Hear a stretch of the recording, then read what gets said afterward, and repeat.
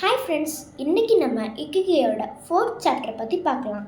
எனக்கு tonsils operation பண்ணியிருந்தாங்க, அதனால் கொஞ்ச நாள் அவங்கள பார்க்க முடியல.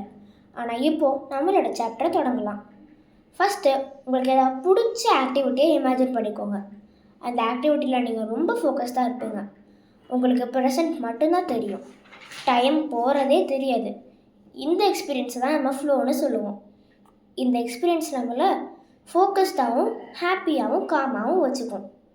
இந்த ஃப்ளோவை நம்ம அச்சீவ் பண்ணுறதுக்கு 3 ஸ்ட்ராட்டஜியை ஃபாலோ பண்ணணும். ஃபஸ்ட்டு நம்மளோட கம்ஃபர்ட் ஜோனை விட்டு கொஞ்சம் வெளியில் வரணும். நெக்ஸ்ட்டு நம்ம ஒரு கிளியரான அப்ஜெக்டிவை வச்சுக்கணும். கடைசியாக நமக்கு டிஸ்ட்ராக்ஷனே இருக்கக்கூடாது. இந்த 3 ஸ்ட்ராட்டஜியும் ஃபாலோ பண்ணால் நமக்கு ஃப்ளோ தானாகவே வந்துடும். அடுத்து மெடிடேஷனும் நம்ம ஃப்ளோ அச்சீவ் பண்ணுறதுக்கு ஒரு நல்ல வழி.